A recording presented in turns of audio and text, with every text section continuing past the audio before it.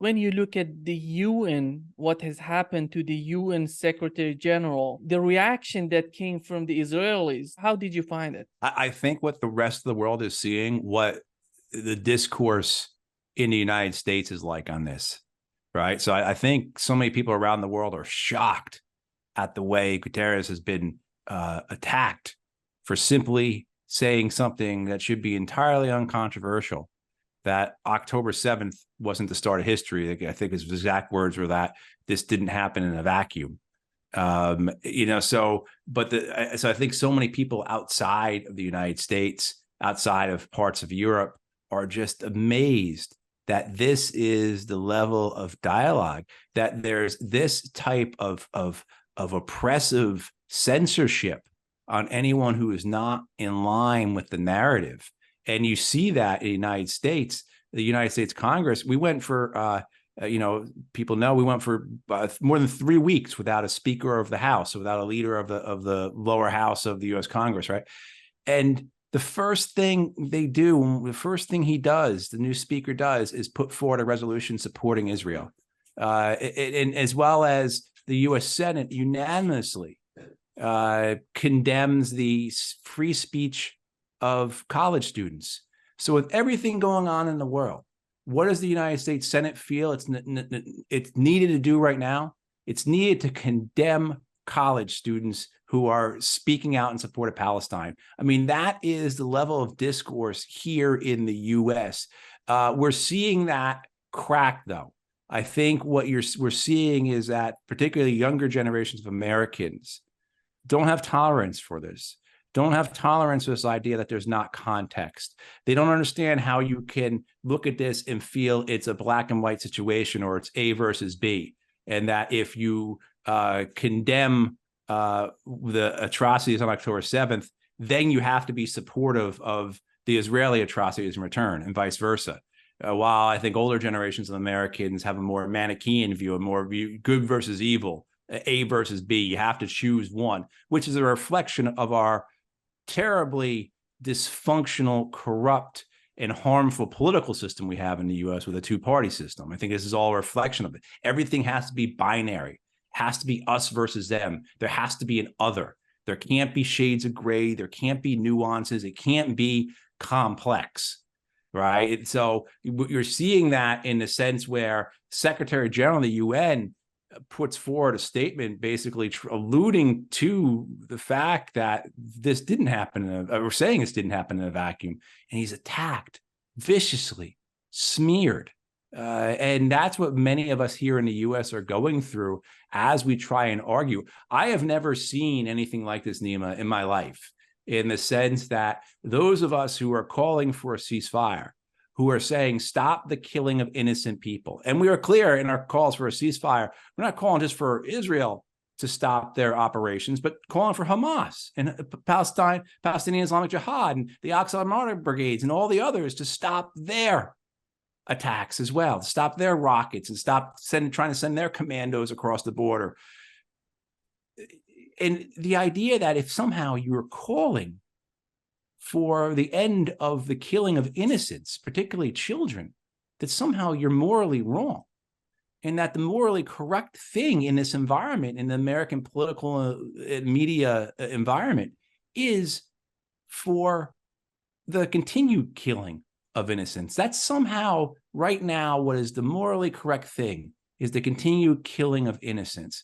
But we're seeing more and more poll numbers that are showing that's not the case. And I think what we have, there's been a lot of talk now in the last couple of days because Joe Biden's favorability ratings have dropped so much, particularly among Democrats.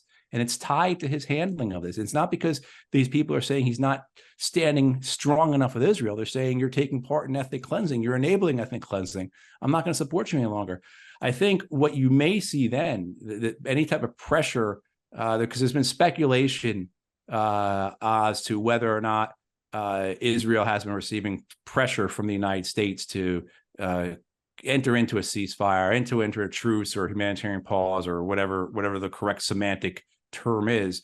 But the idea being is the U.S. actually putting pressure on them? And if so, And I can tell you, if the U.S. is putting pressure for some type of negotiated solution to this, as well as a ceasefire and resumption of humanitarian assistance, and of course, the release of the hostages, that pressure comes not from the fact that the U.S. is morally opposed to taking part and supporting an ethnic cleansing campaign. It's not because the United States has put itself in a position where it is now overextended its military and is now at the locus, at the nascent of entryway into a regional war that could lead to a global nuclear war.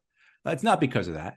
It's because quite possibly the White House's firm commitment to supporting Israeli ethnic cleansing is going to cause millions of progressive voters in the U.S. to not vote for Joe Biden next year, 12 months from now. They're not going to vote for Trump. They're not going to vote for Kennedy. They're not going to vote for Joe Manchin or Larry Elder or any other no labels people. And then maybe they'll vote for Cornel West if he's on their ballot. But the clear thing is that they are not going to vote for Joe Biden, because that would be an endorsement of war crimes. And maybe that type of political consequence will be the pressure that it will be exerted on Israel to end this killing. Since this conflict started, you've seen the totally failed diplomacy on the part of Israelis. They are losing everybody. Erdogan was going to go to Israel. He canceled his trip to Israel. You know how they were on the right path to getting better with these Arab states and Turkey. Right now, we're seeing how the region is getting radical on both sides.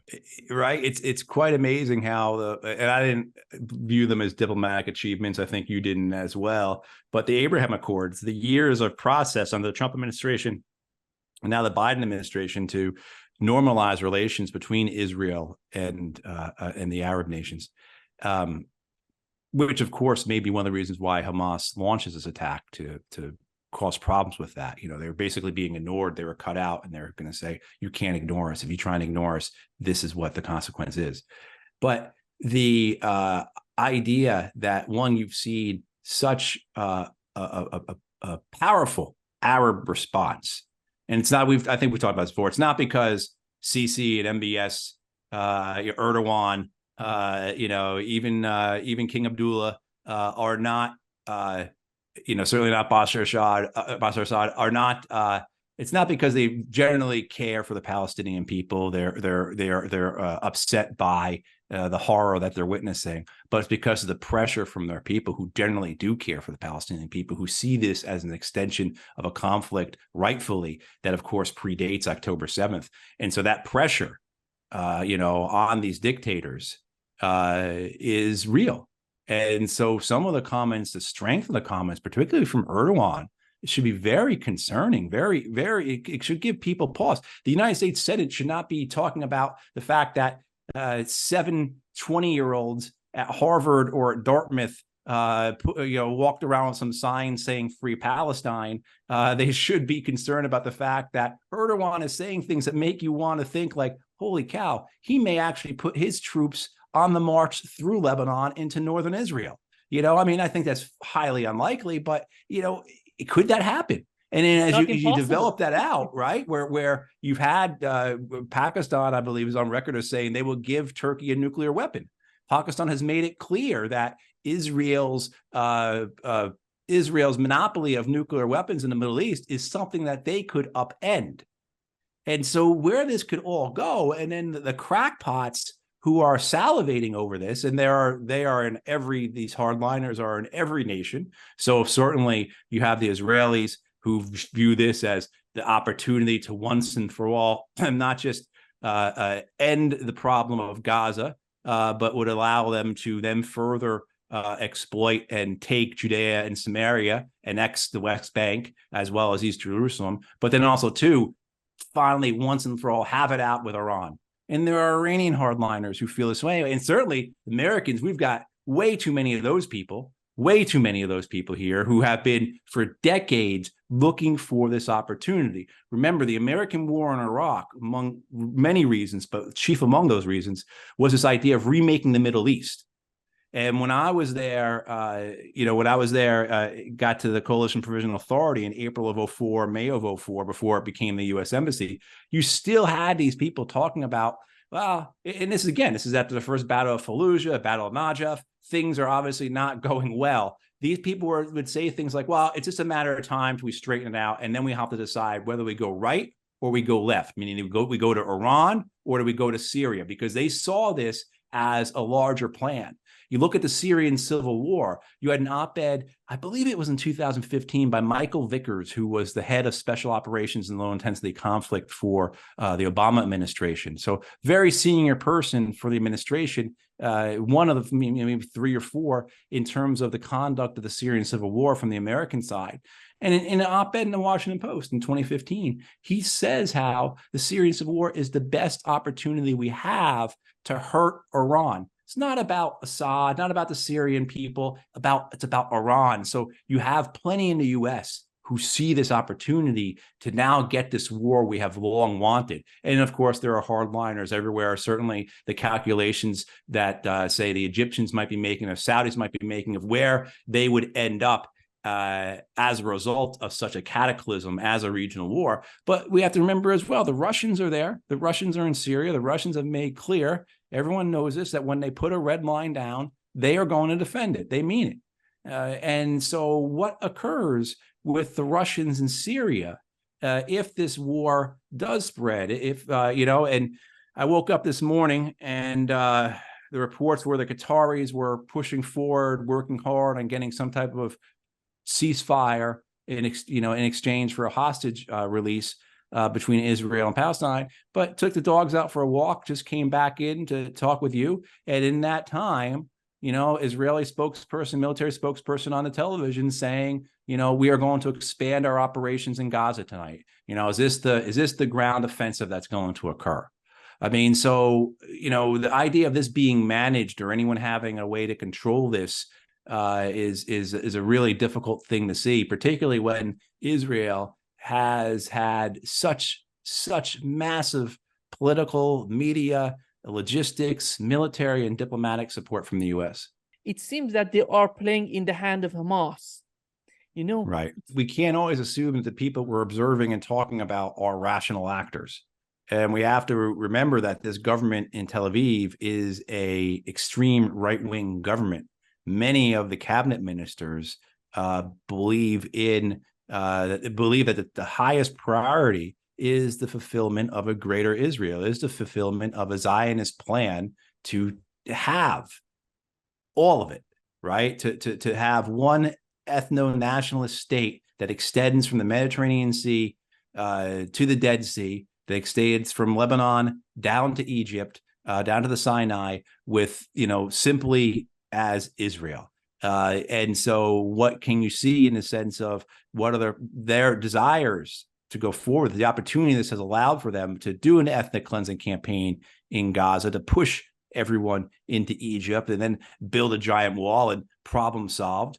So you can see that and then what that enables them to do in East Jerusalem and the West Bank as well. And they've already, as we all know, next to Golan Heights a number of years ago. So that fulfillment of this greater Israel project, this Zionist project, is now within sight for some of these people who are fervent believers in it, just as we have in the United States, neoconservatives who are fervent believers in it. They're not paying lip service. They're not believing this because they think this is a way to get onto the boards of Raytheon and Lockheed. It's certainly a benefit, but that's not why they do this. They really believe this, and we can't underestimate that. And then you look at what Israel's other options are, particularly, as you say, this is important what you said about how the disruption of their relations with the Arab states, that gives further weight to the hardliners, to those who want to finish the Gaza problem once and for all, because what they say is like, well, we've lost them. There's no use half measures here because they're already against us. So we might as well go forward and get what we want and then come back to that problem. But we can't do half measures on these two separate problems in terms of managing the Arab states and managing our Gaza problem. We need to finish one. When we finish that one, we can then deal more competently and patiently with the Arab problem. And this was part of the thing with the Abraham Accords, was to cut the Palestinians out, was to make sure that they weren't involved. And so many now will look at this and say, we have to get rid of them. That's how we solve this. Because the other options they have is to move into Gaza, which seems to, I was just listening to an Israeli commentator, that seems to certainly have considerable public opinion support in Israel. I haven't seen any numbers, but it certainly seems that way, that the Netanyahu government has the support of the people to go into Gaza. And then what are you going to do? You're going to kill everything that moves, which obviously will be the policy. They've already set forward that, because they've been dropping leaflets in the northern part of Gaza, the north half of Gaza, that say, if you're still here, you are a supporter of Hamas. You are a member of Hamas. And so doing they're covering themselves to provide an excuse for when they do launch into that kill anything that moves campaign. They could say, look, we warned them, kind of like what they said with this bombing campaign. We warned them. We told them to move. And then, of course, they bomb them when they're evacuating, and they bomb the Gazans in southern Gaza. But this idea then, what happens then? So you go in there, you have this terrible bloody fight that could last for how long, right? It took the Iraqis 9 months to take Mosul back. So how long does this last for? And then what are you going to do? You're going to garrison Gaza with what? You're going to put a reinforced infantry division there, and every week you're going to have 5 young Israeli kids killed by IEDs. You're just going to go through that forever, right? And so, but the problem is, I don't think there is the political will, the political capacity, any type of desire to do what we all know is the answer here, is a political settlement. Answer the legitimate grievances of the Palestinian people, including the Gazans, find a resolution that allows for, at this point, it have to be a one-state solution, in my opinion. Two-state solution, long dead because of the settlers and some other things. But find a resolution that allows for political rights, human rights for all people between the Mediterranean Sea and the Dead Sea. And that is your way out of this. But I don't think there's any type of desire for that. And then on the Palestinian side, how much desire can there be for that? What the Palestinians have endured, what they have seen, the number of bad faith accords and negotiations that they have been subjected to, the way they've been abandoned by those outside of Palestine a number of times. Certainly they're heartened, I think, by the way the Arabs or Arab nations are responding to them, but they've been abandoned for a while. Their attempts at nonviolence have been just completely quashed, most notably the 2018 March of Return. And so will the Palestinians have the political will? If you could remove the Hamas leadership, right? And, will the Palestinians have the political will to enter into any type of political negotiations? And so this is, I think, why we talk about how we don't want to ever get to this place. Don't ever get to this place where the war has occurred, the violence has occurred, it's provocation after provocation, providing justification for increased violence, so that your options are so limited that there's no political space for anything other than a violence-based solution. And unfortunately, I think that's where we're at right now. When we have two hardliners on the both sides of the aisle, like right now in Israel, in Palestine, we need somebody to be in the middle. The U.S. foreign policy, the U.S. diplomacy can play an important role in this situation. When you hear John Kirby just said that Gaza Minister of Health is just the front of Hamas, you cannot be a mediator when you take a party. Yeah, and I think it's important to talk about that statement from Kirby. Of course, that statement first came from the president the day before. And Kirby, national security spokesperson, expressed it again. The State Department expressed it as well. That you can't believe the Hamas numbers. And I think there are 3 things to take away from that. One is that giving Israel a green light to do whatever they want. Don't worry about it, Israel. Kill as many people as you want. We're gonna back you up and say it didn't happen. Right? It reminds me of the United States doing the same with Saddam Hussein when he gassed the Kurds. Don't worry about it. Didn't happen. We'll defend you in the UN. We'll just deny that the numbers are right. Which anyone who's looking at this, watching the video, you think, my God, those numbers have to be low. How can there only be 7,000 people killed with all the devastation we have seen? How can there only be 1,500 people missing with all those buildings destroyed? Well, I guess it kind of rolls into that one as well, that we have this caveat then that's attached. This is going to be an official caveat that even when you look up 5 years from now, when you go back and look at this on Wikipedia, there's always going to be that caveat that the United States doesn't believe this. And that anytime you listen to someone on CNN or anytime you ask Amazon Alexa, how many people were killed in Gaza, the response is going to be the Gazans say, X many, however, U.S. officials do not verify that.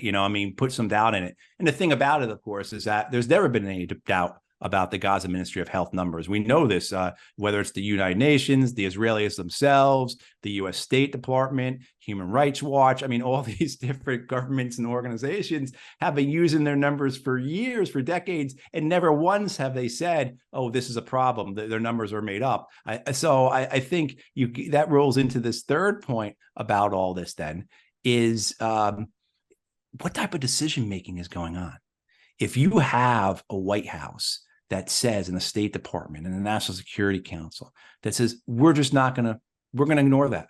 We're not going to pay any attention to it. We're going to dismiss it. What is the integrity of your decision-making process like, right? How are these things being understood? And how is that then translated into actions? And if you're going to have something as important as this, the amount of people being killed, right, just dismissed out of hand as a lie. Oh my God, how are you making any decisions then, right? What else are you refusing to acknowledge? What else are you not being told? What else are you going to obfuscate and say, nope, not the case, and just continue to exist in this fantasy land? I heard this thing this morning because the United States launched airstrikes in Syria after U.S. forces in Iraq and Syria have been attacked a dozen times in the last week or two. And Secretary of Defense Lloyd Austin says something along the lines of, this has nothing to do with what's going on between Israel and Gaza.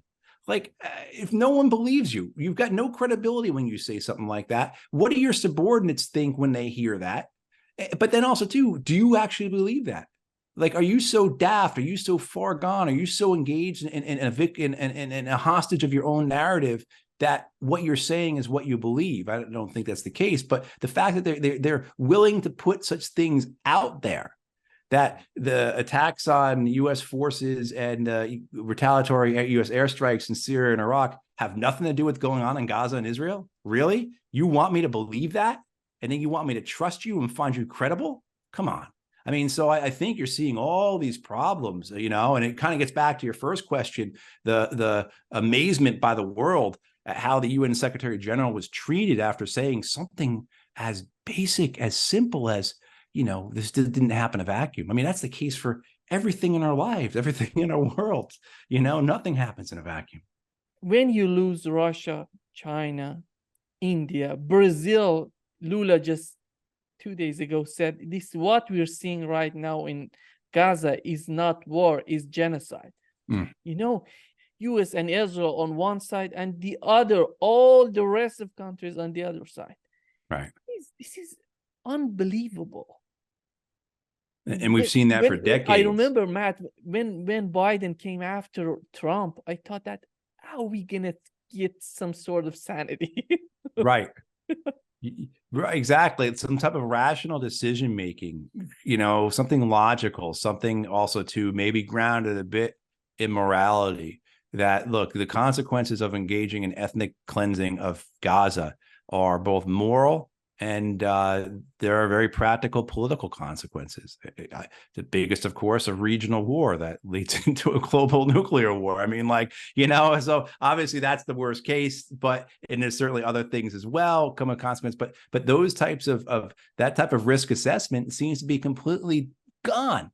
And now, hopefully, the political pressure, the fear that the White House might lose the election next year because maybe that will change something. Maybe that will put some type of sanity in them. But it'll be interesting to see because in an hour or two after we talk, I think the UN General Assembly is going to vote, and we'll see the reaction to that, where the votes are. I think it'll be very disappointing and maybe a wake up for Americans to see how unbalanced it will be, how so much of the world will not be with us, and how the United States in Britain will probably follow along too, but how they will stand in the way or possibly stand in the way. We'll see what the Americans do, because again, there's political pressure, and can they get away with calling it a humanitarian pause? Is that good enough for the White House? And then but the Israelis, I think, are going to do what they want to do. And I think the Israelis will say, this is why we have an iron wall. This is why we have to defend ourselves. This is why we have to do Gaza, because the rest of the world will not stand with us. If the rest of the world stood with us, and maybe perhaps we could do something different. But because you are going to abandon us to these terrorists, we have to take action. So you have that type of consequence. But the inability to have dialogue on this prior to October 7th, right, puts us in this position where nations feel completely restricted in what they're able to do. Very similar to, I had this experience a number of years ago. I was on a news program, and the other guest was, I'm forgetting his name, but he was a Taliban minister prior to our occupation of Afghanistan in 2001. And we had this great conversation because I was saying how the U.S., we just don't understand Afghans. We don't understand how the Taliban would make decisions. We don't understand all things. And he said, we're the same way. And he was saying, when he was in the days after 9/11, talking to his fellow Taliban ministers, they didn't get it. They did not understand that George W. Bush had no other option but to attack Afghanistan. They thought that they could take their time, they could discuss this, they could get into a set of negotiations, everyone could kind of save face, and in a few months' time, it would all be resolved. And they didn't get the tremendous political pressure that George W. Bush had to retaliate. I think he enjoyed it. I think certainly there was, so it wasn't just Bush was sitting there agonizing over attacking Afghanistan. I don't think that was the case. But there was this, and that's the same with Netanyahu. I think Netanyahu has this tremendous political pressure to do something. Now, that, of course, aligns with what he wants to do, but there is that pressure. And so when you have these events and these occurrences like October 7th, and you've not done all the necessary work to ensure that there are other options, that there are other avenues, that there are other ways of addressing this other than just dropping bombs. Well, so I think that's why I think most people said that, the October 7th was inevitable, but the Israeli response was just as inevitable and equally as predictable. When you hear that the U.S. ally Pakistan is willing to give nuclear bombs to Turkey, a NATO member, to attack Israel, what does NATO mean? It really, well, this is, of course, the danger of alliances, right? The danger of being connected and linked in with other countries whose interests are not the same as yours, who always will inherently have different interests because of a whole host of reasons: demography, geography, economics. I mean, a whole host of reasons. And this is the danger of that. And so when you have this 32-member NATO organization, you are going to have these types of problems where, and so what occurs from that? But the fact that this has been something that I think most observers could point out and say, look, this could be a real big problem if we don't rein this in, if we don't commit to some type of process, if we just allow if we just continue to go forward with a might makes right attitude here, this is going to blow up in our faces. There's going to be tremendous blowback, tremendous pushback. Interesting, I heard an Al Jazeera reporter yesterday on the American program Democracy Now!, and she ended her segment saying that there is going to be major repercussions for the West because of this. That in the sense of, why wouldn't there be? Why wouldn't there be repercussions for this? Why? I am frankly amazed that there have not been more repercussions against the U.S. for the wars in Iraq and Afghanistan, Yemen, Syria, Libya, Somalia. I'm surprised that there haven't been more repercussions, more people fighting back. And maybe it's a credit to the people of those nations who view things differently than we do in the U.S. They don't boil with a bloodlust like we do, where violence has to be the answer. That, and this of course goes back into our history and, and how we've treated other people and how we've, and we're an empire. I think that's the thing that I always come back to, is that why would you expect an empire to behave any differently? But certainly this issue with potentially Turkey and Israel, you certainly know where the U.S. would stand on that.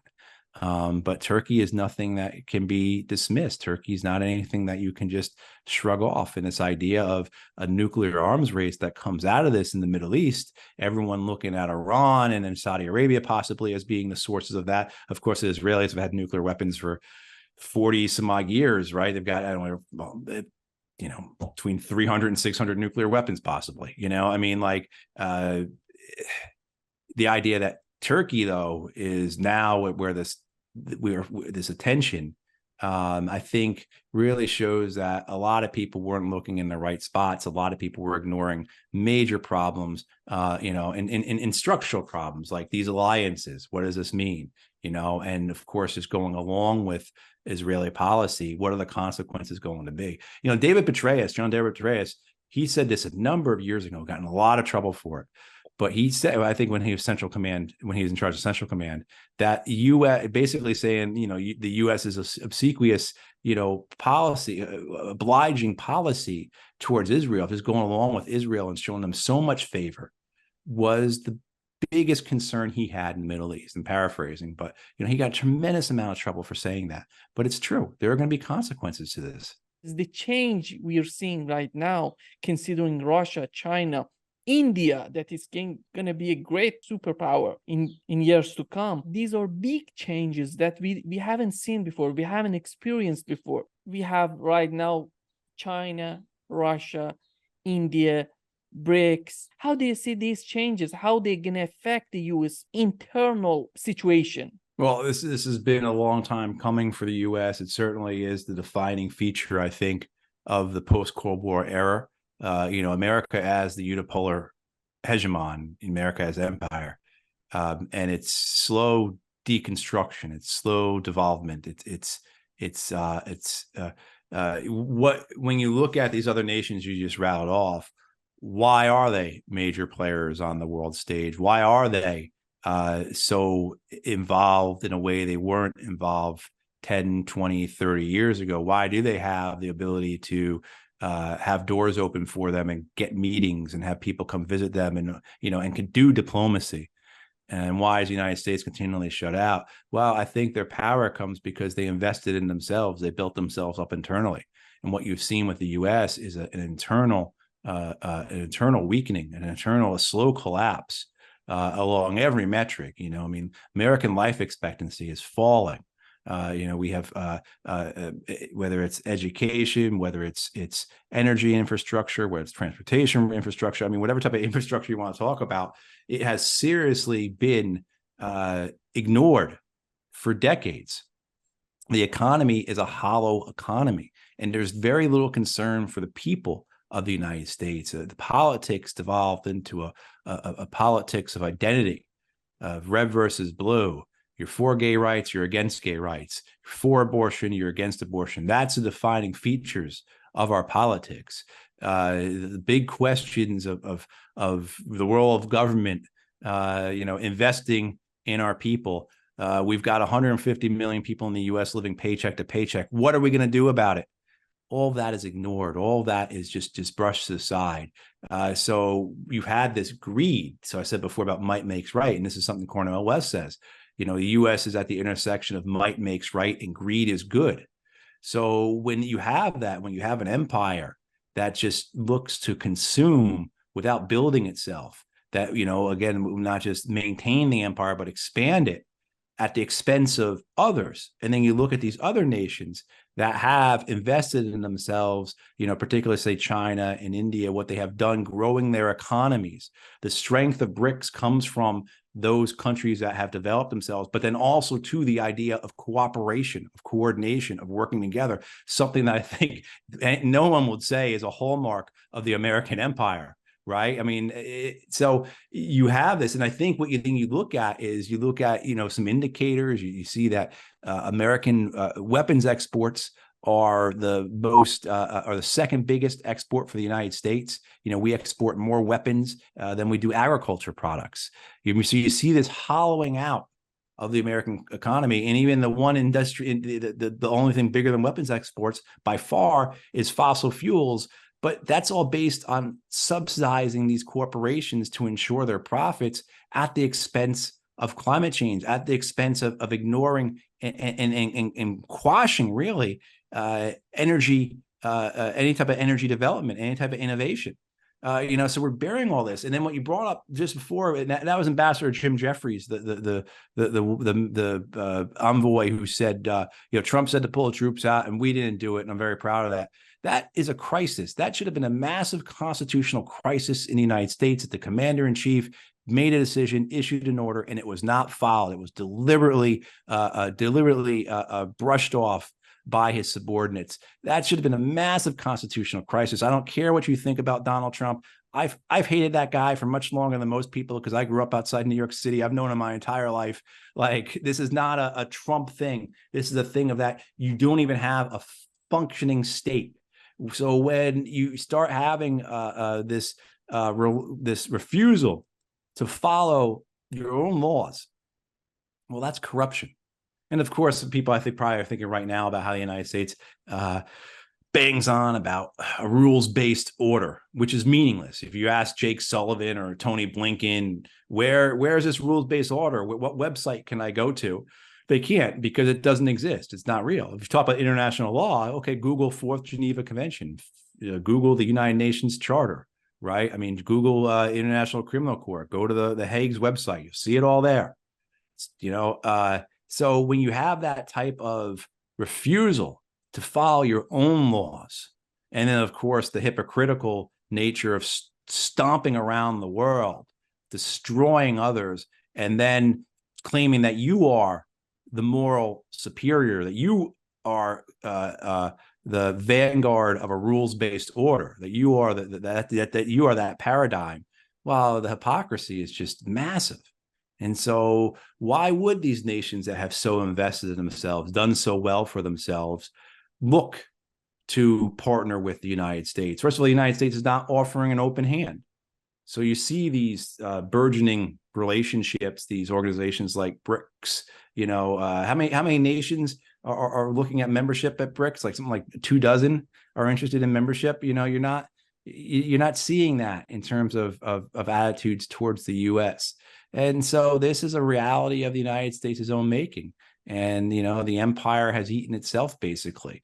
And the people that continue to cycle into the positions, like an Ambassador Jim Jeffries, who I knew back in 2005 for a while on the Iraq desk at the State Department, this is a man who is a servant of the empire. And that's the way he views the world. And so, the personalities involved here, also very important to understand this decline.